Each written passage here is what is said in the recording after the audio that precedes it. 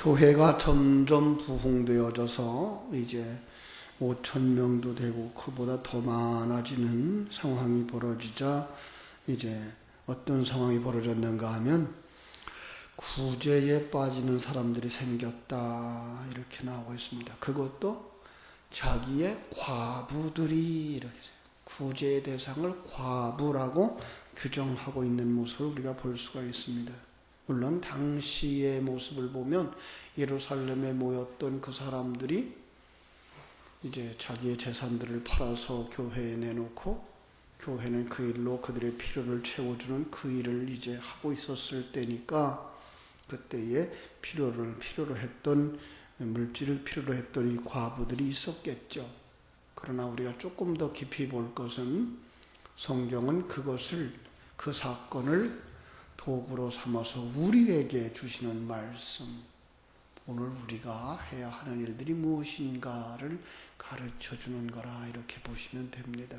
그리고 교회의 일곱 일꾼이라기보다는 천국 백성들 이렇게 보시는 것이 더 분명할 것입니다. 왜냐하면 우리가 알고 있는 바처럼 여기에 나온 일곱이라고 하는 숫자의 일꾼들이 우리가 생각하고 있는 것처럼 교회에 잡무를 한다거나 교회에서 부재하는 일과 가난한 자들을 돌아보는 일들을 하고 있지 않았어요. 이제 내일도 살펴보겠습니다마는 7장에서 스데반이 그리고 이제 그 8장에 가면 빌립이 그 다 집사들이거든요. 그 집사들이 하는 일이 우리가 생각했던 것처럼 가난한 자들에게 물질을 나눠주고 양식을 나눠주는 정도가 아니라 엄청난 일을 하죠. 아름다운 메시지를 전하고 있는 설교자들인 것을 알 수가 있어요. 그래서 말씀을 가지고 나누어주는 것을 성경은 구제라고 하고 있구나라는 거예요. 왜냐하면 일반적 구제는 우리 기독교인들이나 교회만 하고 있는 게 아니라 불신자들도 할 수 있는 것이기 때문에 그것을 하기 위해서는 성령이 충만한 사람, 지혜가 충만한 사람 찾을 이유가 없어요. 그건 정말 사리분별이 똑똑하고 일처리 잘하는 사람만 찾으면 되는 거죠. 근데 여기서는 지금 어떤 사람을 세우죠? 성령이 충만한 사람, 지혜가 충만한 사람, 그리고 칭찬 듣는 사람, 이런 사람들을 우리 가운데에서 찾아요. 어떤 사람들? 거듭난 사람들, 하나님의 관점을 가지고 하나님의 계획을 가지고 하나님의 안목을 가진 사람 가운데에서 찾는 것을 우리가 볼 수가 있습니다. 그래서 참 여기에 있는 이 7사람 모두 다는 사실 잡무를 보거나 교회의 구석구석 일을 하고 있는 그러한 오늘날의 집사들이 아닌 말씀의 사역자이들이다라는 걸 알 수가 있어요. 그리고 나면 구제라고 하는 것도 역시 그냥 물질이나 나눠주는 그런 일들을 의미하는 것이 아니구나라고 하는 걸 알 수가 있어요. 성경이 말하고 있는 구제의 대상이 누굽니까? 구제의 대상은 놀랍게도 과부라고 되어져 있고 고아라고 되어져 있어요. 성경 속에서 말하고 있는 과부는 남편이 없는 자가 과부 아니에요? 그러니까 과부라고 하는 그러한 그 당시에 그러한 사람들을 성경에 기록하면서 우리에게 가르쳐주고자 하는 건 참 신랑을 만나지 못한 사람, 그를 과부라고 표현하고 있는 거죠. 고아는 그럼 어떻게 되겠어요? 고아는 진정한 아버지를 만나지 못한 사람, 아버지 하나님 앞에 돌아가지 못한 사람. 자, 그들이 진정으로 필요한 것이 무엇일까요? 고아, 그에게 필요한 건 부모예요. 아버지예요. 과부, 그에게 필요한 건 남편이에요. 바로 이런 모습에서 그들에게 진정한 하나님을 소개해줘서 그들의 아버지로 삼게 해주고 정말로 그들에게 신랑 되신 예수 그리스도를 소개해줘서 그들의 신랑이 되어졌을 때 그것이 진정한 구제인 거죠. 오늘 우리가 이 세상 살아가면서 물질이 좀 있을 때 물질을 필요로 하는 사람들을 도와주는 것, 이것 해야죠. 이거 하지 말란 얘기는 아니고, 이것은 불신자들도 하는데 하나님의 사람들이 물질에 대한 소유권을 하나님 앞에 드린 사람들이 그 일을 안 하겠어요? 그러나 그 일보다 더 중요한 건 그들이 예수 만난 자냐, 그들이 예수님을 아버지로 삼아 사는 자냐, 정말 그들이 하나님을 아버지로 삼아 사는 자냐, 예수를 신랑 삼아 사는 자냐. 그것이 없을 때 그들에게 진정한 신랑을 만나게 해주고 아버지를 만나게 해주는 것, 이것이 성경이 말하고 있는 진정한 구제다라는 거예요. 거기에 그 소개하고 그 일을 하는 이 일을 사람 숫자가 많아지자 뭐예요? 빠진 사람들이 생겨나는 거예요. 소홀히 여겨지는 사람들이 생겨나는 거예요. 다 돌아보지 못한 거예요. 교회로 말하면 교회의 구석구석에 연약한 자들, 구석구석에 복음의 그 은혜를 덧입지 못하는 자들이 많아졌다, 이런 거죠. 그래서 그 일을 하기 위해서 뭐 해야 돼요? 사람들을 뽑는 거죠. 그래서 초대교회는 이제 그들 속에다가 이렇게 얘기를 하는 거죠. 너희 가운데 성령이 충만한 사람. 어떤 사람이 성령이 충만한 사람이에요? 요한복음 6장 63절을 보시면 내 말이 곧 영이요 생명이라. 성령이에요. 하나님의 말씀이에요. 그러니까 말씀이 충만한 사람, 말씀이 생명이 되어져 있는 사람, 그 말씀이 생명이 된다는 말 자체도 하나님의 존재에 대한 인식과 그리고 하나님이 나와 함께 하시며 나를 만들어가고 있다는 사실에 대한 분명한 믿음이 있어 그걸 삶으로 누리는 사람, 그 사람을 성경은 성령이 충만한 사람 이렇게 말하고 있어요. 또 반복하고 있어요. 지혜가 충만한 사람. 잠언서에 가면 지혜를 인격화하죠. 바로 예수 그리스도예요. 하늘의 지혜. 그래서 하나님의 나라에 관한 지식이 충만하고 그것이 살아서 움직이는 지식이 될 때 그걸 갖다 뭐라 그래요? 지혜라고 말하는 거죠. 지혜가 충만한 사람. 뿐만 아니라 칭찬받는 사람. 누구한테 칭찬받아야 돼요? 하나님의 생명을 가진 자들 가운데서 그래 맞아. 그렇게 이해를 하고 있는 것이 맞는 거야. 그분의 말씀이 맞는 거야. 이게 칭찬이죠. 설교자에게 있어서 가장 큰 칭찬은 목사님 말씀이 맞습니다. 예. 이거보다 더 큰 칭찬은 없어요. 바로 여기 그런 사람들을 택하라. 우리가 이 일을 그들에게 맡기리라. 어떤 일요? 구제하는 일. 가난한 자들, 정말 목마른 자들, 하나님을 만나지 못한 자들, 예수님을 만나지 못한 자들 돌아보는 일을 그들에게 맡기리라. 그랬더니 이제 결국은 12사람만 하던 그 사역을 이제 다시 7명을 더 보태서 그 일을 하려고 7명이에요. 그러니까 이건 모든 청지기들이에요. 7이라는 수 완전 숫자예요. 그러니까 하나님의 그 숫자들을 찾는 거예요. 하나님의 청지기들을 찾는 거예요. 여러분 지금 본방 우리가 찬송을 불렀어요. 부름받아 나서니 몸 어디든지 가오리다. 이거는 목사나 선교사나 부르는 노래가 아니에요. 이건 모든 성도들이 다 하나님의 부르심을 받은 자들이라는 사실이에요. 여러분들이 다 지금 여기에 나오는 7집사 속에 들어가셔야 되는 하나님의 일꾼들이라고 부르시는 거예요. 그렇습니다. 우리에게 성령이 충만하라고 그러는구나. 우리에게 지혜가 충만하라고 그러는구나. 우리가 전하는 복음이 맞다라는 칭찬을 듣는 사람이 되어라고 하시는 말씀이구나. 이렇게 보시면 전혀 틀리지 않습니다. 자, 그래서 그들 속에서 사람들을 택했더니 어떤 사람들이 나오죠? 스데반이 나오고 빌립이 나오고 브로고로가 니가노르가 디몬, 바메나 그리고 니골라가 나온 것을 알 수가 있습니다. 예. 사도들에게 그들에게 안수합니다. 자, 안수의 개념 여기서부터 이제 다시 정리해야 돼요. 그냥 목사님이 머리에 손 얹고 기도하는 그 정도가 아니에요. 안수. 자, 구약 성경의 안수는 무엇을 의미하죠? 내 죄를 제물에게 다 옮겨주는 게 안수예요. 그래서 안수하면 내게 있는 모든 죄를 왜요?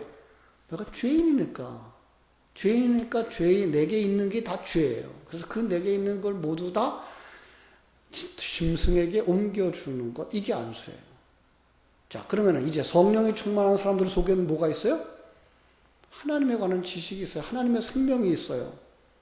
그럼 내 걸 다 주는 그 사람이 성령의 충만함을 받는 거죠. 생명과 진리의 말씀의 충만함을 받는 거예요.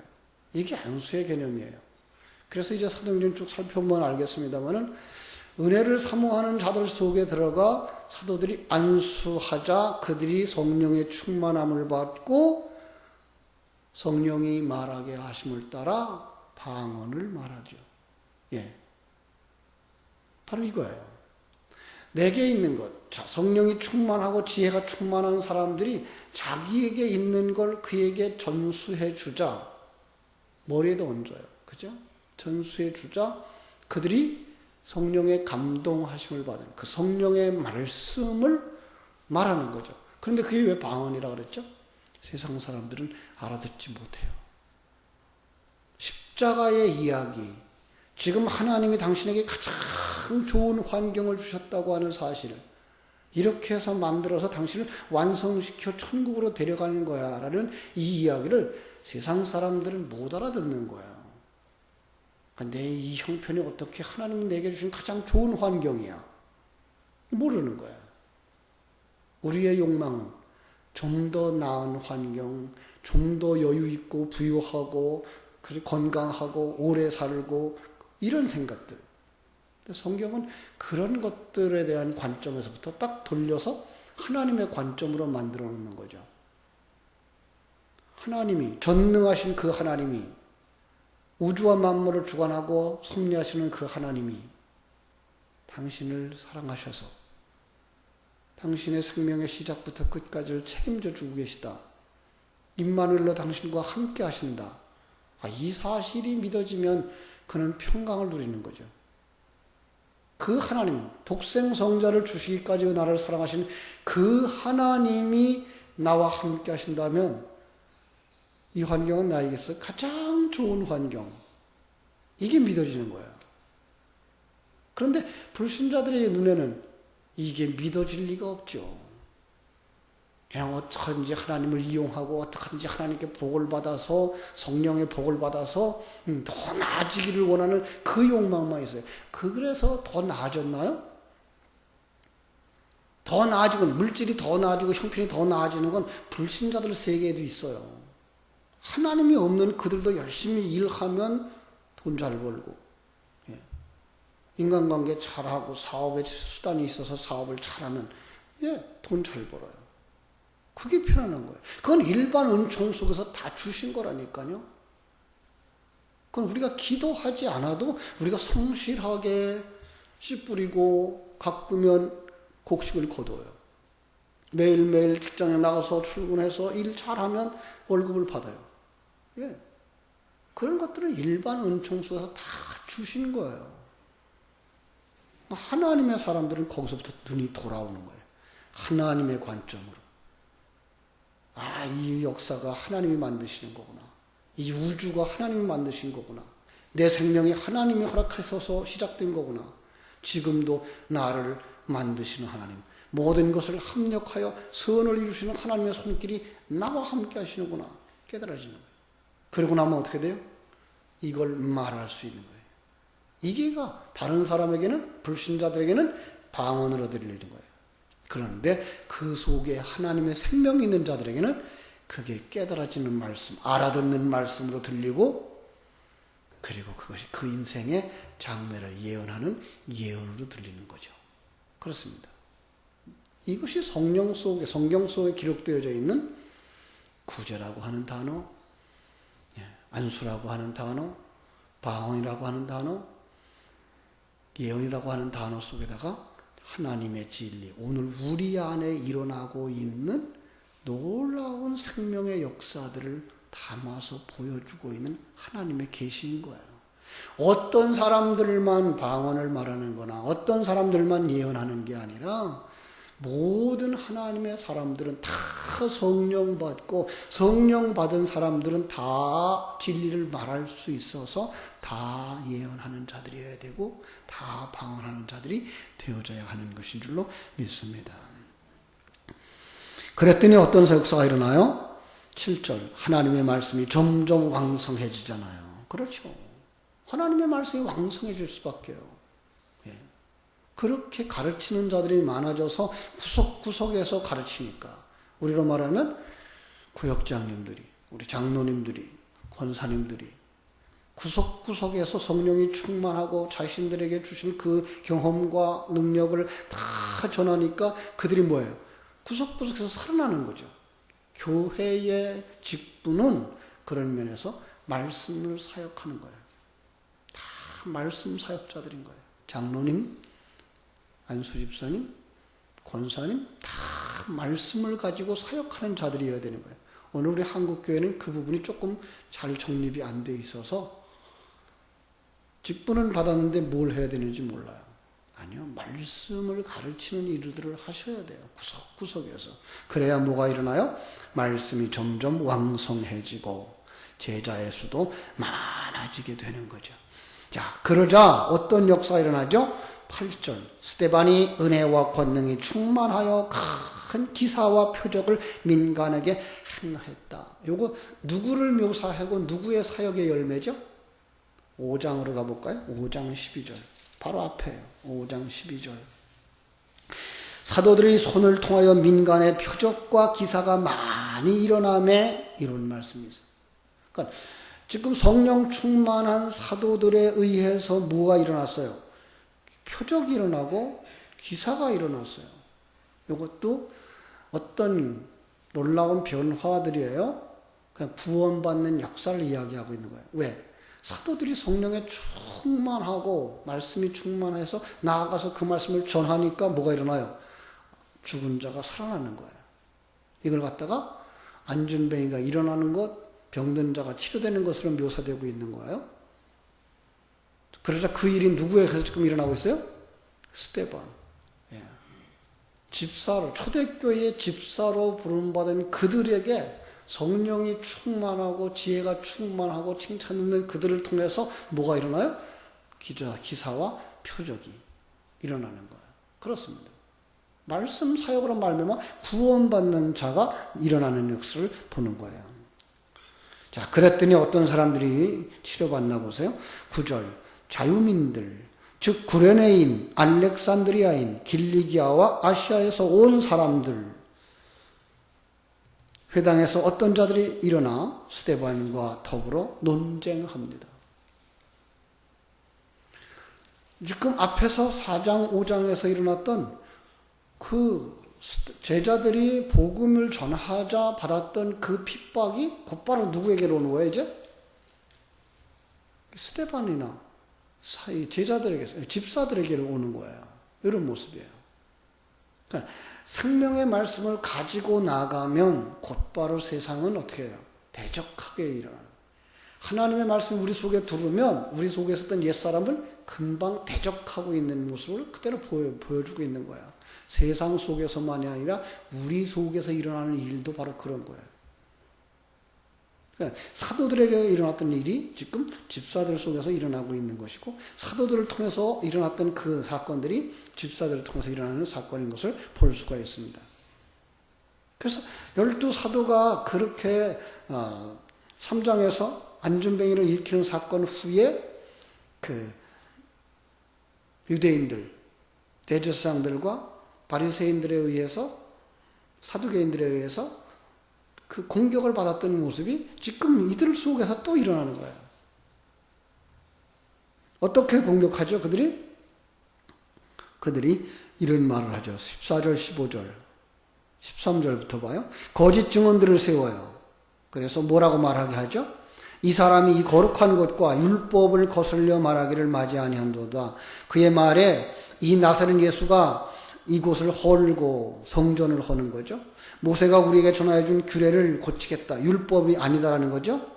우리가 들어노라 하거늘 공회 중에 앉은 사람들이 다 스데반의 얼굴을 보니 주목하여 보니 그 얼굴이 천사의 얼굴과 같았다.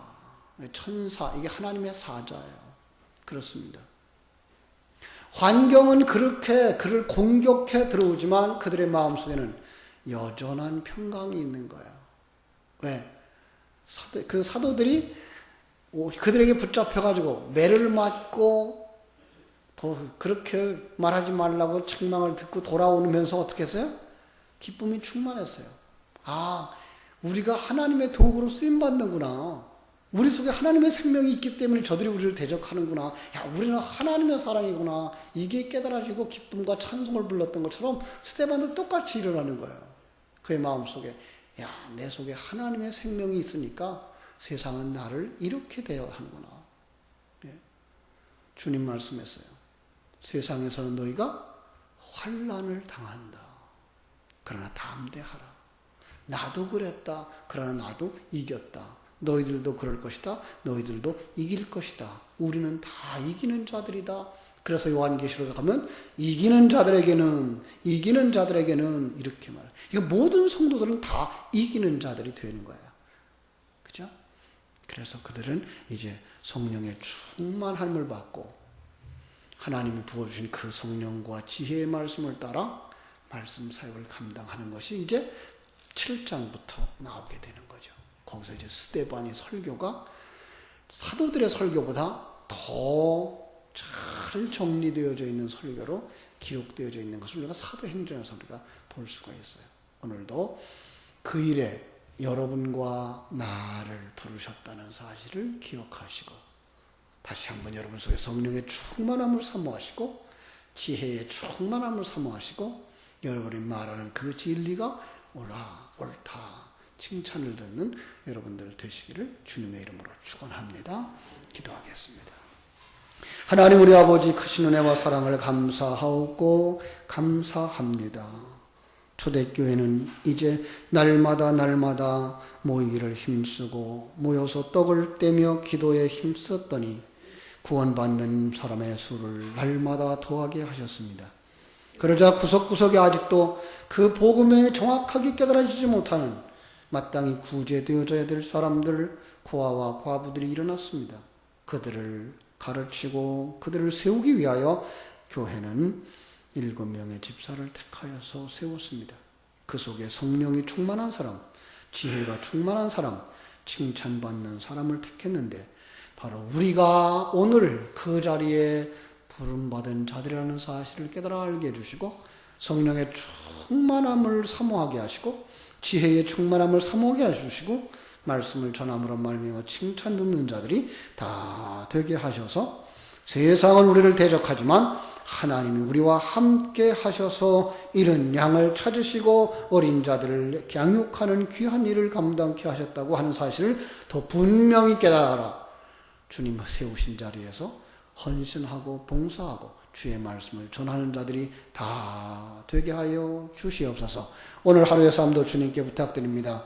우리에게 만나게 하시는 그 어린 양들, 잃어버린 양들을 찾게 하시고 그들 속에 이 생명과 진리의 말씀을 전함으로 말미암아 그들이 하나님의 영광을 보게 하여 주시옵소서. 거룩하신 예수님의 이름으로 기도하옵나이다. 아멘.